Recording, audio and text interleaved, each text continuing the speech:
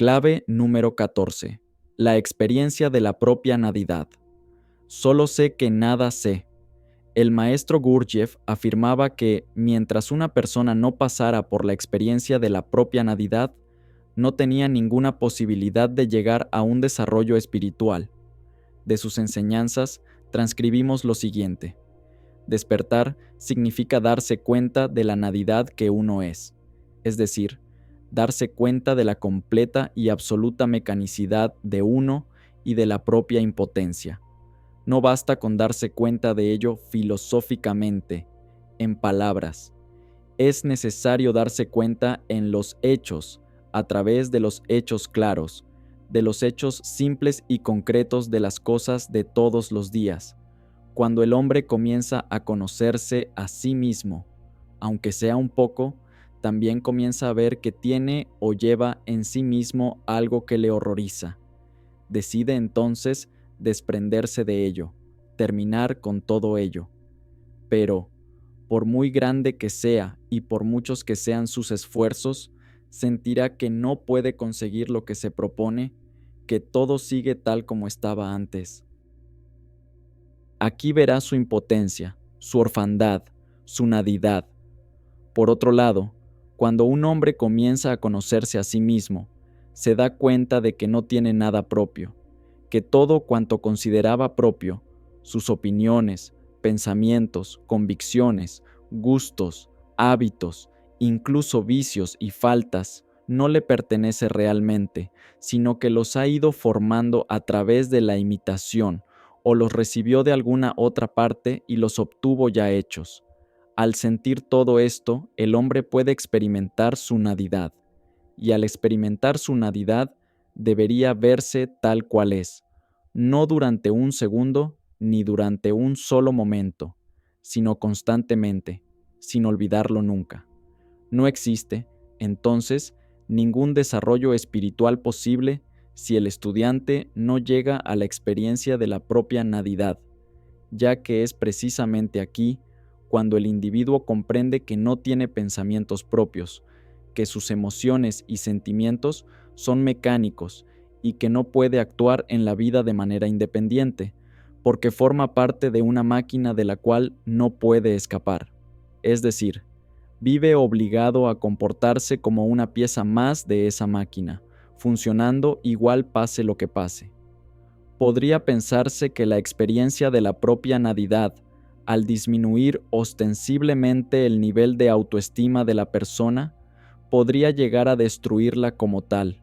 Sin embargo, ocurre todo lo contrario. Solamente cuando un individuo comprende realmente, en un momento dado, que es nada, puede llegar a ser todo. La experiencia de la propia nadidad equivale a empequeñecerse constantemente y con un propósito determinado hasta prácticamente desaparecer, convirtiéndose en nada, haciendo dentro de nosotros un absoluto vacío, en el sentido de despojarnos de todo el lastre que llevamos desde siempre y quedar limpios, como un libro en blanco en el cual pudiéramos a continuación escribir el argumento de la propia vida tal como quisiéramos. Solamente el individuo que reconoce su nadidad, que se ve vacío en un instante dado, está pronto para aprender, para llenar ese vacío. La sabiduría nace como resultado de la humildad de quien parte por reconocer su tremenda ignorancia. Quien logra hacer carne de su carne y sangre de su sangre la sabiduría contenida en las siguientes 5 palabras, habrá realizado la experiencia de la propia nadidad. Solo sé que nada sé. El individuo soberbio siempre será humillado de alguna forma, hasta que enfrente la experiencia de la nadidad. Por el contrario, la persona modesta, que sabe humillarse conscientemente en un sentido superior, siempre será elevada.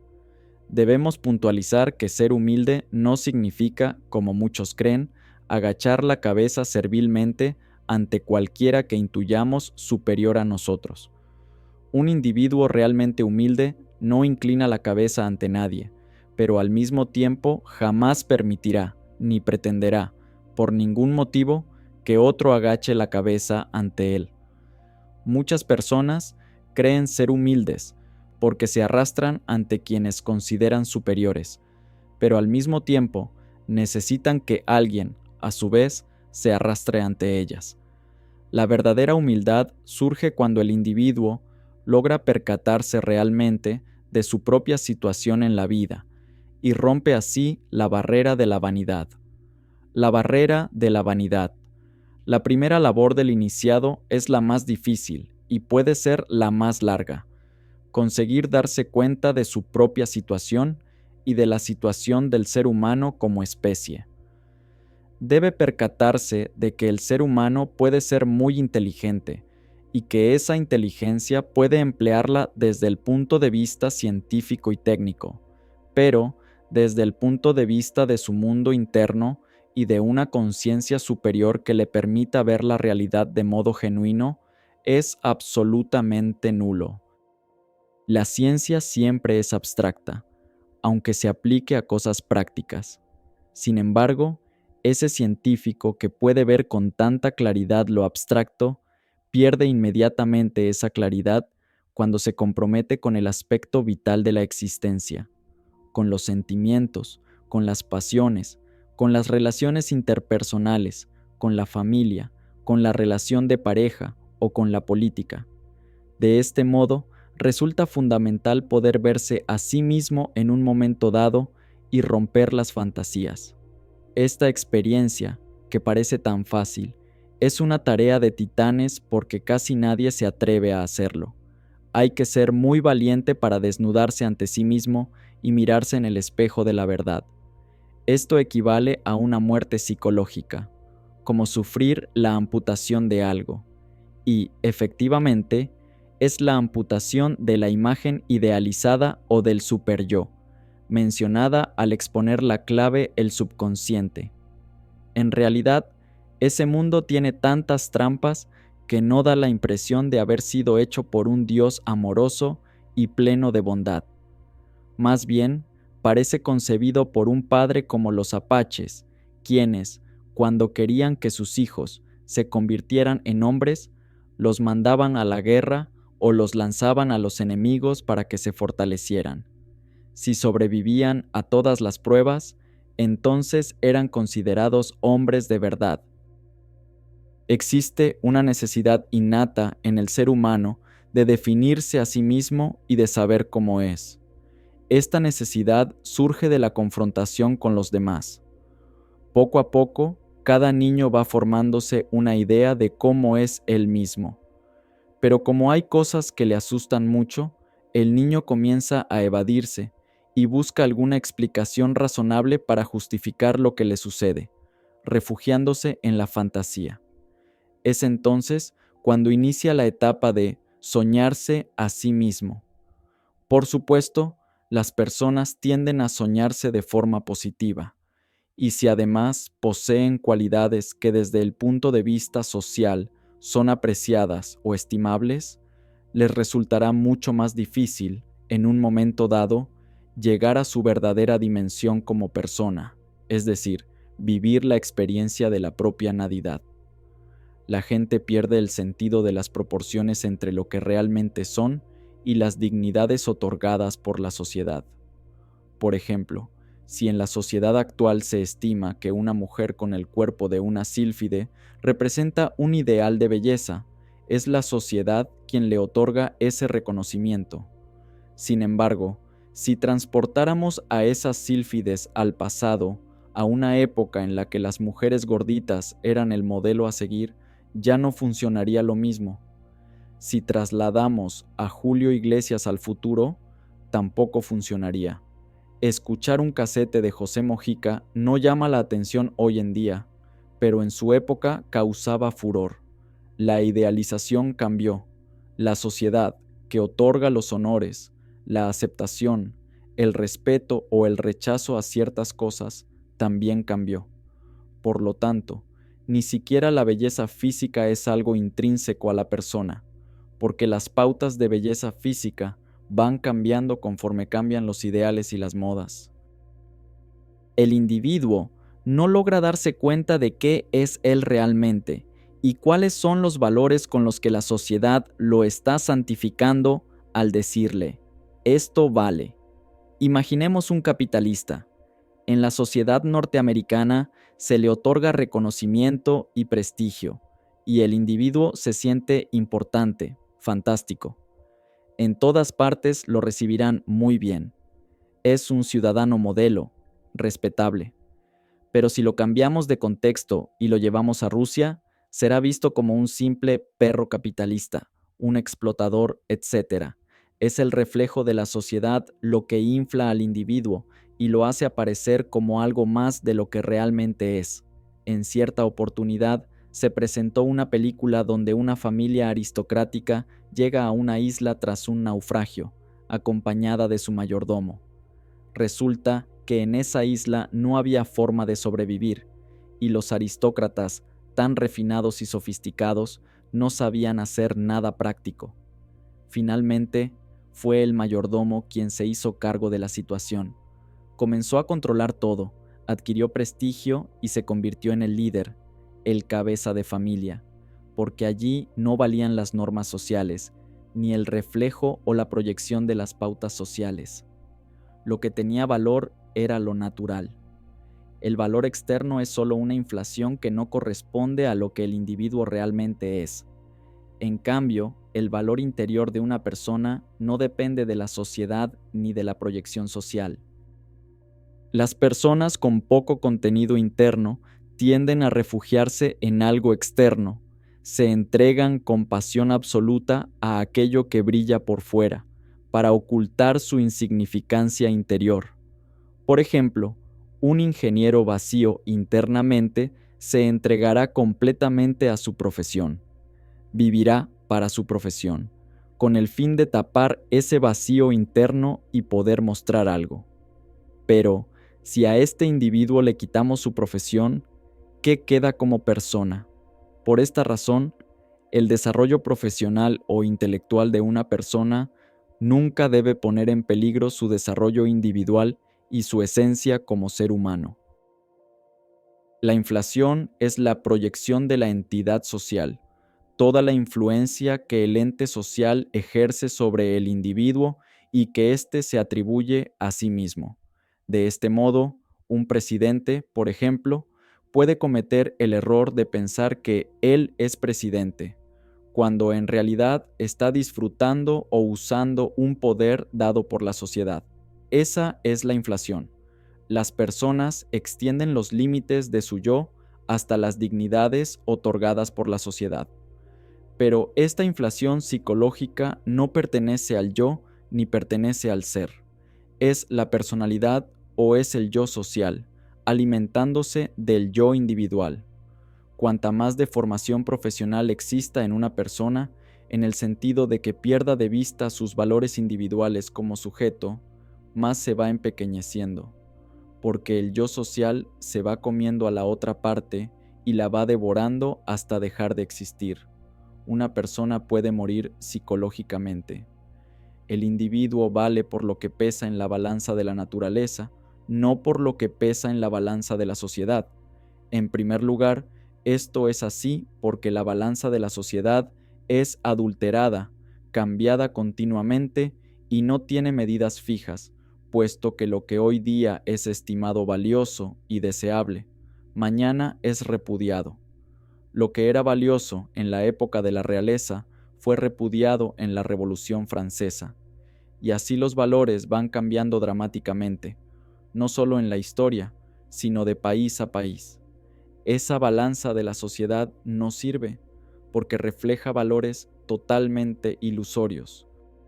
En cambio, la balanza de la naturaleza sí sirve, porque es lo real. Ahí nos encontramos entonces con la sorpresa de que un tipo que en la balanza social pese 1 tonelada, si lo ponemos en la balanza de la naturaleza, pese solamente unos pocos gramos. Mientras la persona esté inflada de egoísmo, orgullo, vanidad, narcisismo y autoestima, no podrá experimentar su nadidad. Mientras crea que sus ideas, sentimientos y sensaciones son la brújula de lo que debe hacer, no logrará dar un paso más en su camino espiritual. De la experiencia de la propia nadidad surge la verdadera evolución, y ésta debe vivirse no solo intelectualmente, sino en forma integral.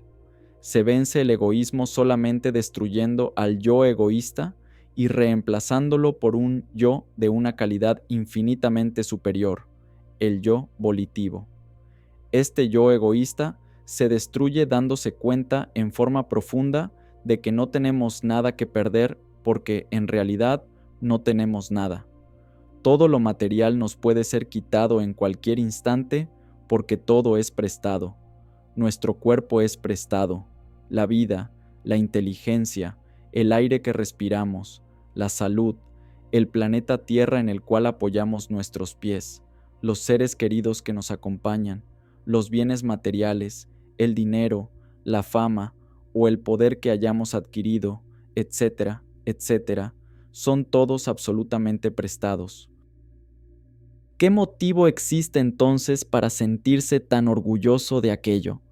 Cuando el ser humano es capaz de trascender ese falso orgullo, le resulta posible llegar a la experiencia de la propia nadidad, y para ello puede tomarse varios años. Antes de eso, no existe ninguna posibilidad de un efectivo desarrollo espiritual, ya que la barrera del orgullo, de la vanidad y del miedo se interpondrán siempre en su camino. Pensemos ahora por un instante. ¿Cuántas cosas teme perder el ser humano? ¿Cómo sería la vida si la persona no tuviera miedo de perder absolutamente nada? Solamente cuando un individuo no tiene nada que perder es cuando realmente tiene poder. Quien tenga algo que perder, por ese solo motivo, carece de poder. Este es el motivo por el que se han hecho las incontables revoluciones en la historia de la humanidad, como por ejemplo la Revolución Francesa, en la cual el pueblo dejó de pensar con su propio cerebro y, guiado por el alma colectiva, decidió en un momento dado que no tenía ya nada que perder. En ese mismo instante, el pueblo se hizo dueño del poder. La fuerza nace siempre del no tener nada que perder. La gente no piensa con su propio cerebro ni siente con su propio corazón, sino que piensa y siente con el cerebro y el corazón del alma colectiva, con el yo social, y, por lo tanto, no son individuos, sino que son seres sociales solamente. Cuando llegamos a entender, en un momento dado, que esa es nuestra real situación en la vida, hemos avanzado mucho. La primera etapa de un auténtico estudiante de hermetismo consiste en tomar conciencia de todo este tipo de problemas para desinflarse. Mientras el estudiante no se desinfle, es imposible que pueda llegar a evolucionar espiritualmente. También debemos darnos cuenta de la falsedad de esta vida, por la forma en que van cambiando las metas o cómo va cambiando tan rápidamente lo que es bueno o lo que es malo. Si observamos la vida 10 años atrás, por ejemplo, había cosas que eran estimables. Hoy día, las mismas cosas son rechazadas. Mañana, a lo mejor, volverán a cambiar, y así todo sigue cambiando. Nosotros no decimos qué cosa es buena o qué cosa es mala, sino que simplemente mostramos cómo las cosas van cambiando. Todo tiene que cambiar para que, al final, todo quede como al principio, y la vida es así. Hemos comentado cómo los historiadores definen las revoluciones de esta manera. Dicen que se produce una revolución cuando hay mucha concentración de riqueza en pocas manos. Los que no tienen riqueza se rebelan, hacen una revolución, y entonces la riqueza cambia de manos o se reparte. Sin embargo, con el tiempo vuelve a concentrarse en pocas manos, o quedan otros desposeídos, quienes hacen otra revolución. Se produce una nueva repartición de riquezas o la riqueza cambia de manos nuevamente, y así aquello podría seguir indefinidamente. Por este motivo es que se llama revolución y no evolución. Evolución es una espiral, es una vuelta que va subiendo. Hay cambio, pero en un sentido vertical ascendente. Siempre hemos denunciado lo incompleto o la falsedad de las revoluciones, en el sentido de que nunca van acompañadas de un cambio interno.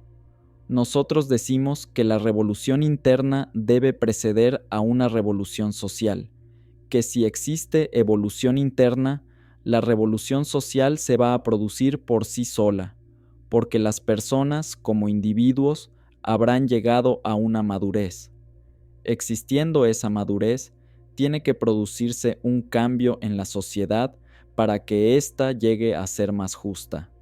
Una de las cosas que atentan contra el darse cuenta de la verdadera dimensión de uno mismo y contra el desinflarse es la ilusión de que uno puede hacer muchas cosas y que tiene muchas posibilidades. Existe un mercado de ilusiones que ofrece la vida, llámese ilusiones amorosas, de poder, de honor, de gloria, sociales. No importa cuál sea el concepto, al final es lo mismo. El individuo tiene entonces la sensación o la idea de que puede hacer mucho, y cuando se da cuenta, con el paso del tiempo, de que lo que creía tener no lo tiene, empieza a comprender, a aterrizar o a darse cuenta de que no es tan fácil hacer cosas. Cuando el individuo cree que hace, en realidad no hace. Hay algo dentro de él que lo obliga a actuar, algo que lo toma y lo hace trabajar en forma compulsiva.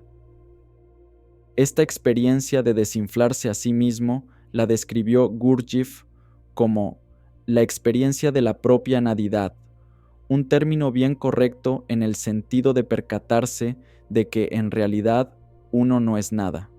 Si uno piensa con lógica, se dará cuenta de que un ser humano es totalmente falible, que puede morirse en este mismo momento, que está vivo solamente porque existe una prodigiosa cantidad de factores en su cuerpo que se están uniendo para que pueda estar vivo, que el corazón está latiendo, que la sangre y todo lo que conforma el organismo están sincronizados para que el individuo pueda estar vivo, y que eso es frágil como un cristal. Si llegara a romperse un vaso sanguíneo, por ejemplo, se produciría un coágulo y, probablemente, la muerte inmediata. ¿Cómo las personas, sabiendo eso, pueden ser prepotentes y narcisistas e inflarse tanto, sabiendo que están condenadas a muerte? Es, en realidad, un misterio inescrutable, puesto que es de conocimiento común que estamos irremediablemente condenados a la debilidad de la vejez y a desaparecer de esta tierra. Sería muy interesante, desde el punto de vista hermético, tener un aparato que nos permitiera proyectarnos al futuro y vernos en un espejo como vamos a ser cuando seamos viejos. Esto no tendría valor cuando ya estemos viejos, lo tendría en la juventud o cuando aún no se es demasiado viejo, y le permitiría a uno ser más humilde y darse cuenta de lo poco que es. Una persona es nada realmente en el mundo, y el planeta Tierra no es nada en la galaxia. Hay millones de galaxias en el universo, y aún así hay personas que son prepotentes. Pareciera que el reconocimiento de esto le va a quitar fuerzas a una persona, pero es todo lo contrario. La gente teme perder fuerzas al enfrentarse a esta realidad. Sin embargo, ocurre lo inverso, ya que solamente se puede llegar al todo pasando por la nada. ¿Qué queda al final cuando uno se desinfla? Queda lo real, y lo real no importa que sea del tamaño de un grano de arena. Es real, y si es real, ahí está todo. La parte inflada no tiene poder porque es fantasía pura, no es fuerza, es algo ilusorio. La parte real sí tiene poder, y cuando el estudiante se desinfla, en vez de perder, gana tremendamente, debido a que se da cuenta de que no tiene nada que perder, porque lo que creía que podía perder, no lo tiene ni lo ha tenido nunca. Por eso decimos, herméticamente hablando, que los extremos se tocan y que se pasa más rápidamente a la plenitud cuando se está vacío que cuando se está a medias. Es más fácil pasar del odio al amor que de la indiferencia al amor. Vale decir, el odio está más cerca del amor que la indiferencia. el vacío absoluto está más cerca de la plenitud que un vacío a medias. El vivir realmente la propia nadidad es una experiencia demasiado intensa, fuerte y profunda que jamás podrá olvidarse, porque equivale a una renuncia de muchos pseudo valores en la vida. Es precisamente en ese instante cuando el sujeto pasa por el umbral que lo lleva al desarrollo espiritual, por el cual tanto ha luchado y sacrificado, logrando esa condición de verdadera humildad al imponerse definitivamente sobre el orgullo y la vanidad. Esto constituye el primer paso hacia el auténtico conocimiento, pero generalmente el estudiante está dispuesto a hacer cualquier cosa por avanzar, menos aquello que debe hacer. Este cuento que viene a continuación nos muestra entre líneas esta condición del ser humano y transcurre en el Bagdad del año 1200, cuando la barba, entre los musulmanes, era el más tradicional símbolo de respeto y alcurnia social. Un día, un estudiante reprochaba a su maestro diciéndole que había ayunado, orado, meditado y sacrificado durante más de 30 años, sin encontrar la iluminación. El maestro le contestó: podrías continuar durante 300 años más y tampoco la encontrarás. ¿Cómo es eso posible?, preguntó el aspirante a iluminado. Debido a que tu vanidad es una barrera para ti, respondió el maestro. Dime el remedio, le suplicó el discípulo. El remedio es uno que tú no puedes tomar. Dímelo de todos modos, pues estoy dispuesto a dar mi vida con tal de avanzar. El maestro dijo: debes ir al barbero y hacerte afeitar tu respetable barba, quitarte las ropas y ceñirte una faja, llenar un morral con nueces y colgarlo de tu cuello, ir a la plaza del mercado y gritar: daré una nuez a cada chiquillo que me pegue en la cabeza. Luego llegarás hasta el tribunal en sesión, de modo que todos puedan verte. Pero maestro, yo no puedo hacer eso. Dime alguna otra cosa que dé el mismo resultado. Es el primer paso y el único, contestó el maestro. Pero yo te había advertido que no lo harías, puesto que tú no estás dispuesto por ningún motivo a sacrificar tu vanidad, de modo que no puedes ser curado. Esta experiencia de la propia nadidad, vivida efectivamente, tiene que darle al individuo una fuerza que no se puede describir con palabras, porque la persona conoce su verdadera y auténtica dimensión en ese momento y tiene acceso a lo real de sí mismo.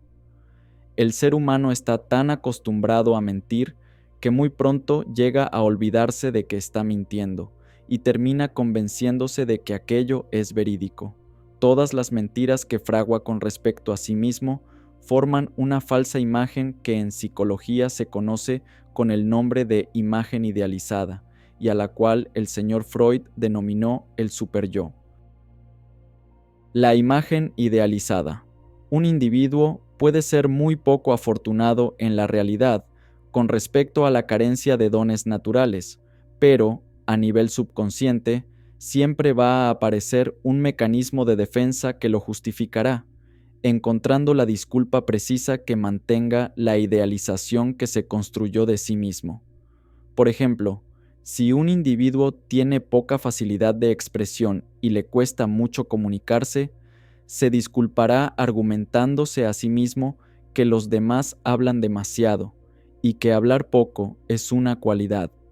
De esta forma, racionaliza un defecto, transformándolo en una cualidad para no tener que reconocerlo, aceptarlo, enfrentarlo valientemente y finalmente trabajar y luchar por vencerlo.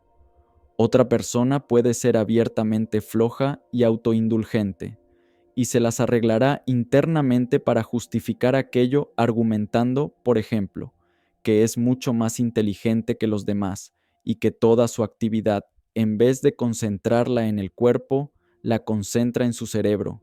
De esta forma, el ser humano va racionalizando y disculpando sus carencias y defectos, hasta llegar a tener una opinión de sí mismo totalmente alejada de la realidad, ya que el individuo, de forma compulsiva, necesita sentirse importante ante sí mismo y ante los demás. La imagen que el individuo tiene de sí mismo es muy diferente a cómo la persona es realmente, o a la imagen que los demás tienen de él. Debemos aquí distinguir siempre tres personas en cada ser humano. Primero, la persona tal cual es decir, la verdad, la realidad con respecto a ese individuo. La segunda es la imagen que la persona idealizó y se creyó de sí mismo. La tercera es la imagen que las demás personas tienen de este individuo, imagen que generalmente está en pugna con la realidad, puesto que ellos a su vez también la idealizaron. En la relación de pareja, por ejemplo, el varón puede mostrar claramente una serie de carencias y de defectos al iniciarse la relación. Sin embargo, ella no ve absolutamente nada de aquello, sino que a su vez idealiza al compañero y se enamora de una tercera imagen, que no es la imagen idealizada ni el individuo mismo tal cual es en la realidad. La mujer entonces idealiza a ese hombre y lo coloca en un pedestal, esperando ingenuamente que la pareja podría realizar cosas que el ser real, que vive en lo profundo de ese hombre, jamás podría. Asegura así a todo el mundo que ha encontrado al hombre más fantástico que existe, pero como todo lo idealizado no es otra cosa que una vulgar fantasía, llega el instante en que se verá obligada a declarar que en realidad solo al principio fue fantástico, pero que después cambió, y la verdad es que ahora no vale nada.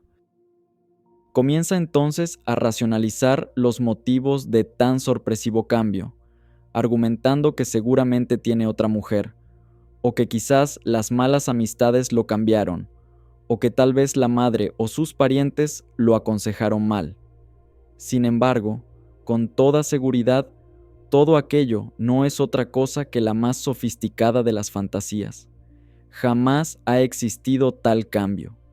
El hombre es exactamente el mismo del comienzo incluso, puede ser mejor que antes, pero como no actuó en ningún momento a la altura de la imagen que ella idealizó de su persona, la mujer termina desilusionándose de su enamoramiento y deberá recorrer hacia atrás los mismos pasos que dio para enamorarse, a fin de lograr desenamorarse, enfrentando la frustración y la angustia. La característica predominante de un sujeto que tiene una imagen idealizada muy fuerte es exhibir una acentuada arrogancia y prepotencia compulsiva, al creerse una especie de Superman, de Onassis o de otro personaje que admire. Sin embargo, en lo profundo de sí mismo, él sabe muy bien que está muy lejos de emular a estos héroes de ficción, ya que en ese mismo instante enfrenta graves problemas con su pareja, con sus hijos.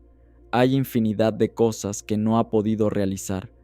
Le cuesta mucho ganar dinero, su situación económica es precaria, está enfermo, le cuesta levantarse temprano, tiene pocas energías para rendir más y le aparecen problemas sorpresivos, es decir, todos los eventos normales inherentes al hecho de estar vivos.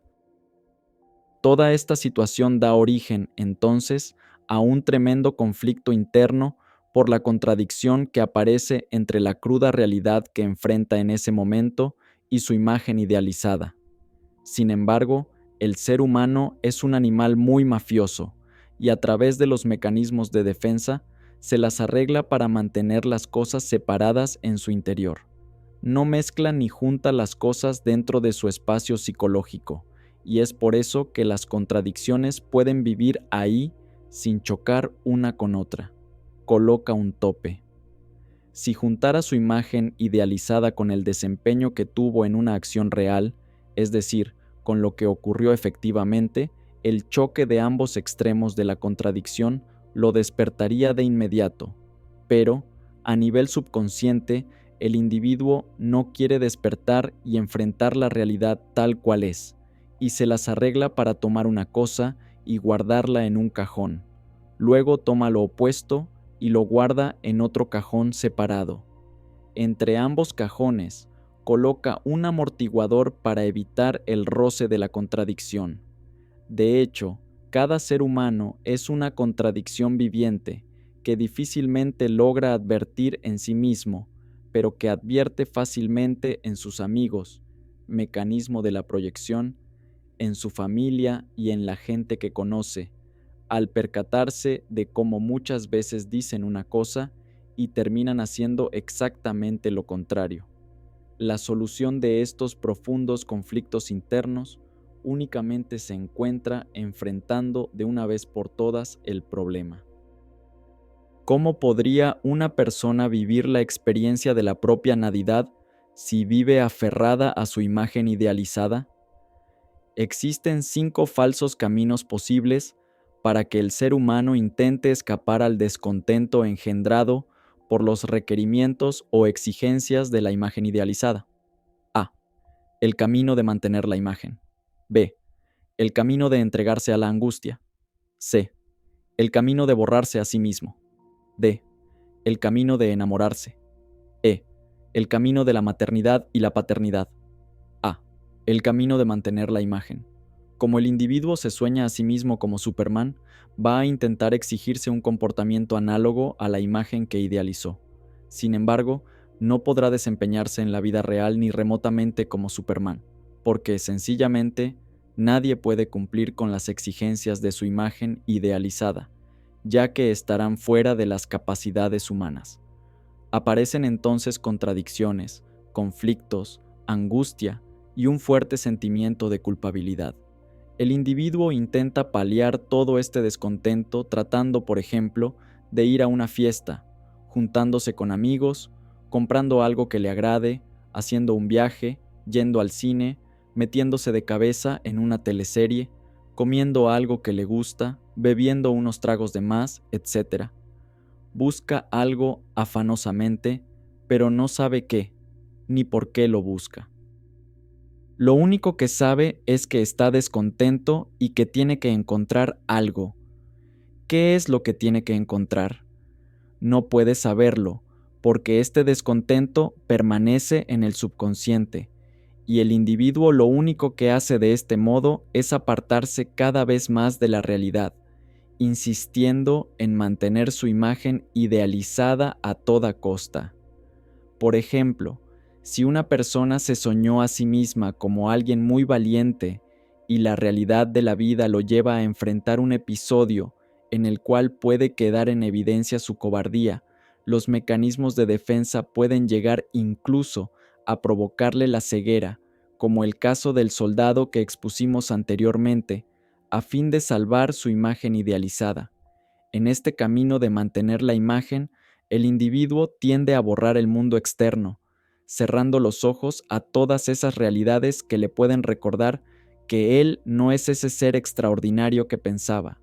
Se encierra entonces dentro de sí mismo, se niega a escuchar lo que le dicen, no sigue los consejos de nadie y se convierte en un enfermo psíquicamente, perdido en su mundo interno y totalmente desconectado de la realidad exterior. Es fácil darse cuenta de cómo este camino de mantención de la imagen idealizada requiere de un tremendo esfuerzo, mantenido durante mucho tiempo, lo que provoca un intenso desgaste psicológico y pérdida del poder magnético. Muchas veces, la persona, para poder continuar, termina apoyándose en el alcohol y las drogas, que son medios muy efectivos para cerrar los ojos a la realidad concreta y dar rienda suelta a la fantasía, la irresponsabilidad y el infantilismo. B. El camino de entregarse a la angustia. Cuando el individuo llega a percatarse de cómo la realidad le muestra claramente determinadas cosas y no puede reprimirlas, proyectarlas, negarlas o racionalizarlas, termina por aceptarlas en forma negativa y pesimista, despreciándose a sí mismo y entregándose a la angustia y el sufrimiento. Se convierte así en un tipo frustrado, que vive quejándose de todo y que sufrirá durante toda su vida. C. El camino de borrarse a sí mismo, es decir, liberarse de su imagen idealizada, borrándola de su vista. Esto podría conseguirlo, por ejemplo, entregándose a una causa santa, haciéndose sacerdote si es hombre o entrando en un convento como monja si es mujer, y haciendo votos perpetuos de obediencia. La persona se une entonces al colectivo de la Iglesia y desaparece como sí mismo al convertirse en parte de la Iglesia. De esta forma, soluciona el conflicto con su imagen idealizada y se queda relativamente tranquila. Sin embargo, esta no es una solución natural, sino todo lo contrario. Es una solución artificial y neurótica para evitar el enfrentamiento con la realidad. D. El camino de enamorarse.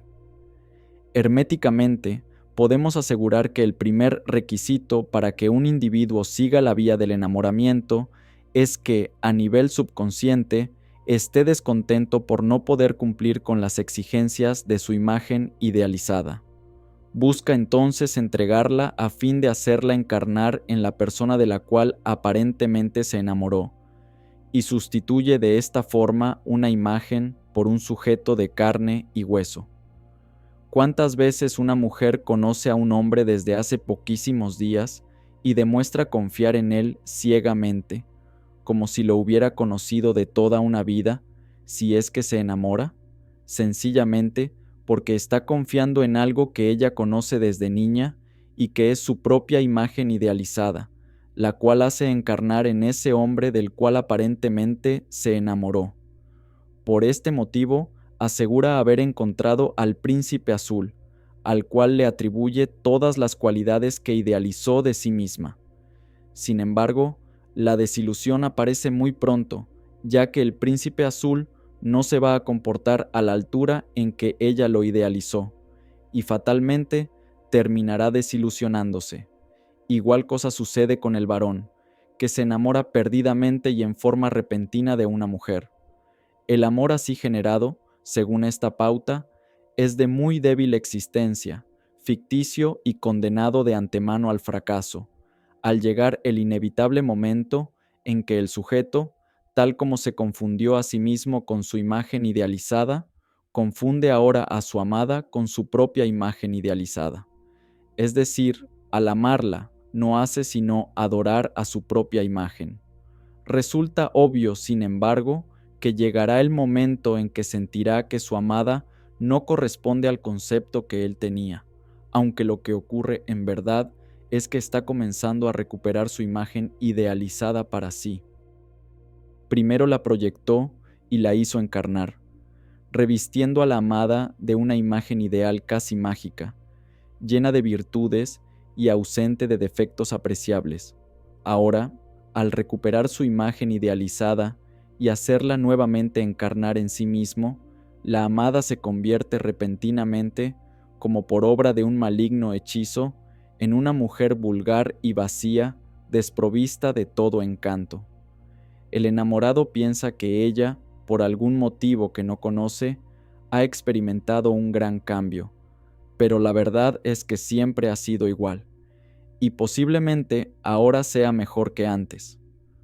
¿Por qué el sujeto recupera en un momento dado su imagen idealizada que había hecho encarnar en su amada? Ocurre gradualmente, bajo el peso de la desilusión experimentada al comprobar que la mujer no corresponde a la imagen que él se había forjado, la cual no era otra que su propia imagen idealizada. El camino de la maternidad y la paternidad. Hablaremos solamente de la vía de la maternidad, ya que lo mismo es aplicable para la paternidad. A nivel subconsciente, el hijo, para la madre, significa la oportunidad de realizar, por transferencia, todo lo que ella no ha podido realizar en la vida, ya que nunca una madre sueña a su hijo como un inferior. Por ejemplo, si es una mujer muy modesta que no pudo educarse, analfabeta quizás, sin cultura alguna, con toda seguridad va a soñar al hijo como un médico o un ingeniero de gran cultura y poder económico. Como ella no pudo tener en la vida lo que soñó para sí misma en su imagen idealizada, busca salvar la imagen a través del hijo, con una diferencia respecto al camino anterior. No existe ahora hacia el hijo una actitud de enamoramiento entre dos personas, sino que, en este caso, va a existir el amor que siente el artista por su obra. Cuando la mujer da a luz un hijo, lo primero que pide es mirar al bebé, porque a nivel subconsciente necesita admirar su obra y convencerse a sí misma de que fue ella quien pudo hacer ese ser tan maravilloso.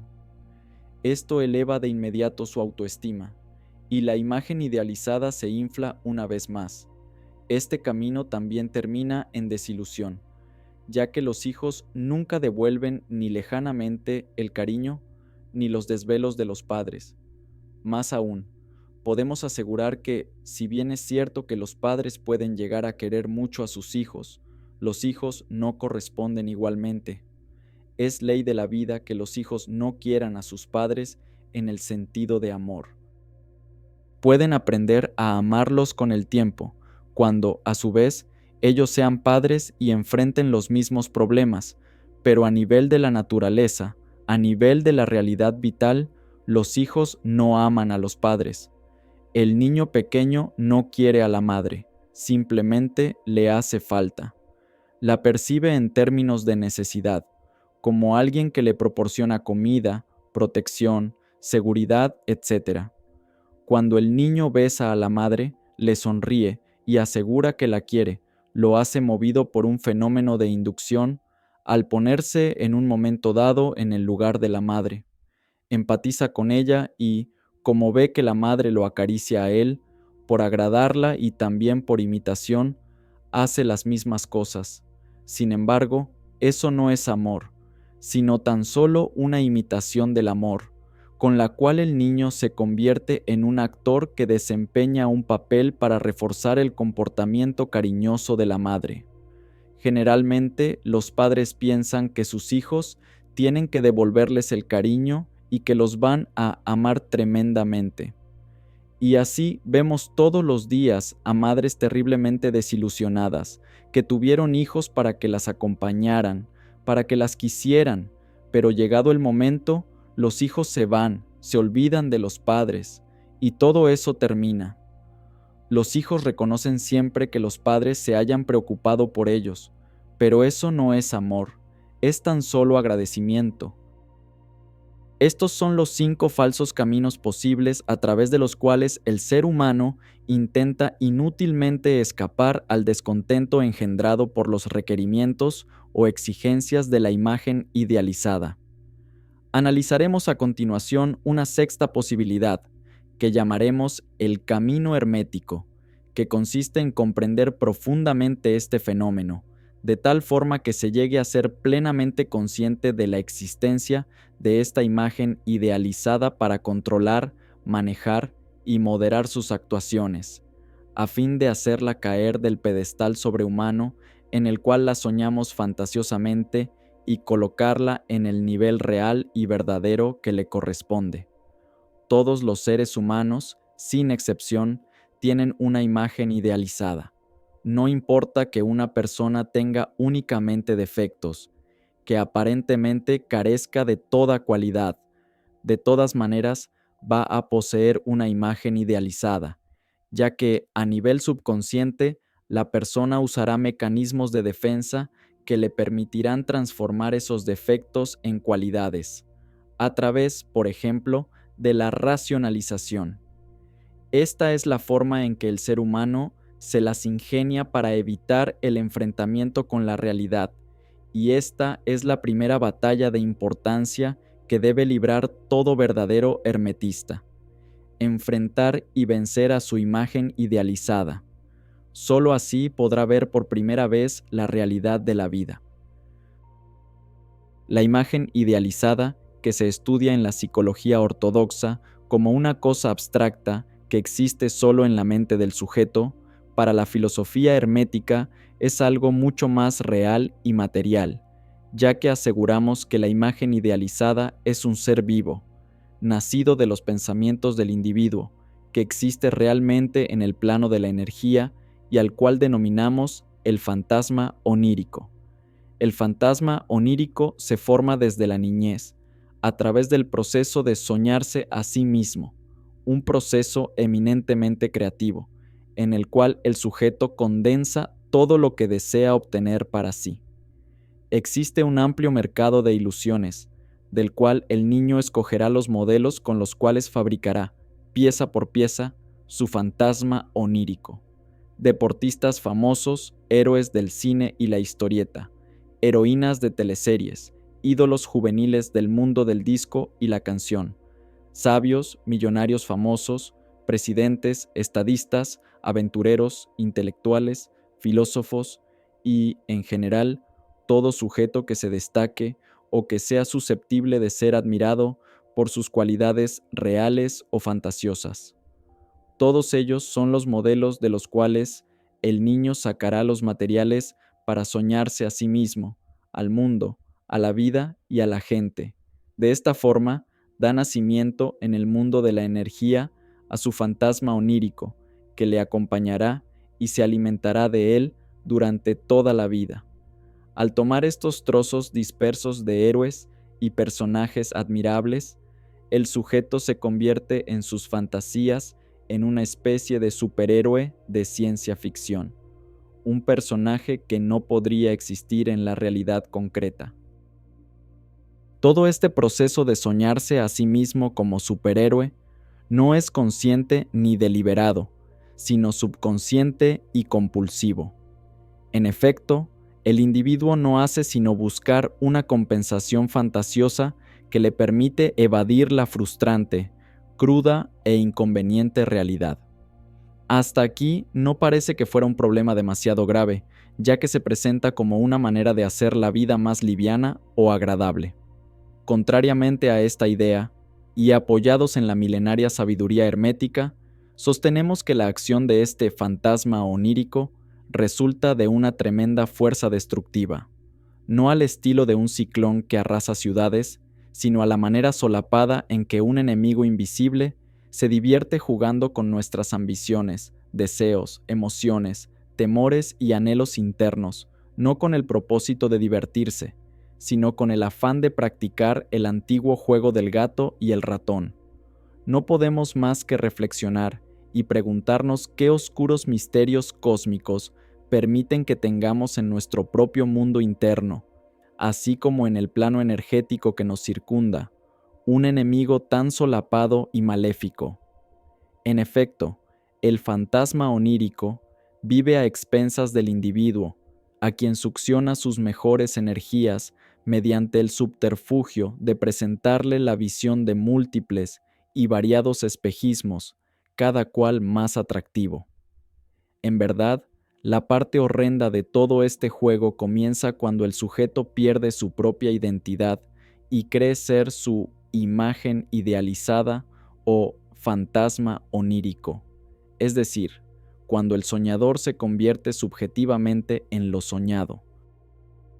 A partir de ese momento, el individuo entra en un círculo vicioso de euforia y depresión.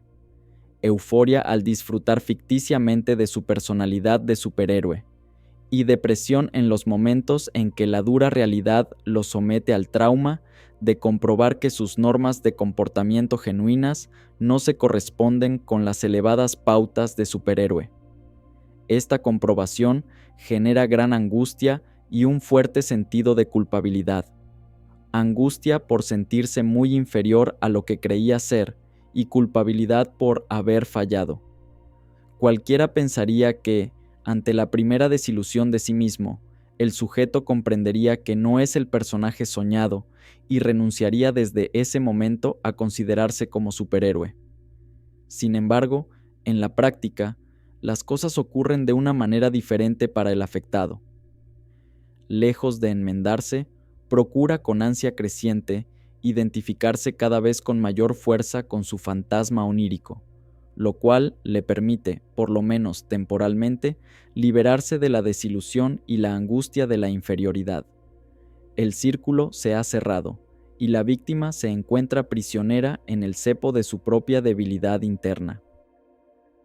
Lo verdaderamente funesto del mecanismo es el hecho de que se crean metas imposibles de cumplir por un ser humano, lo cual llevará al individuo, indefectiblemente, a perseguir ilusiones toda su vida.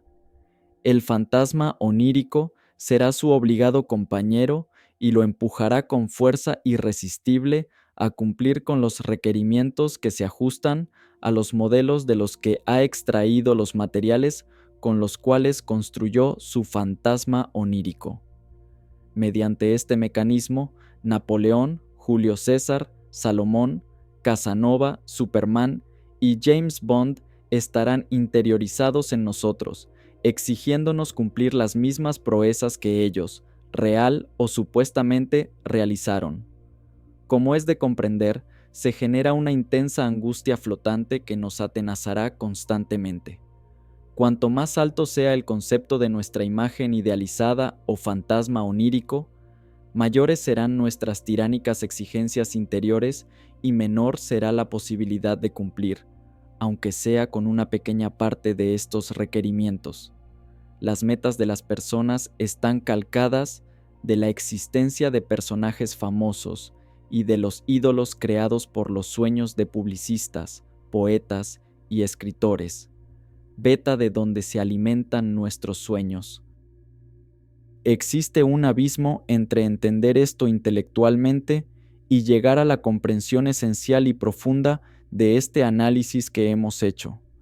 Sin embargo, es tan importante llegar a entenderlo, puesto que una persona puede ser asesinada por su fantasma onírico, y esto ha sucedido infinidad de veces en la historia del mundo. Detrás del 90% de los suicidios está el fantasma onírico presente, cuando, en un momento dado, el individuo enfrenta cara a cara la evidencia tangible que ya no puede desmentir. Él es un pobre diablo al lado de su imagen idealizada. Esto puede llegar a ser tan fuerte, por la frustración y decepción que le provoca, que el individuo termina suicidándose. ¿Cuál es entonces el camino hermético para enfrentar el fantasma onírico y vivir efectivamente la experiencia de la propia nadidad? Estas indicaciones resumen lo dicho hasta el momento. Luchar por no mantener ni reforzar la imagen por ningún motivo.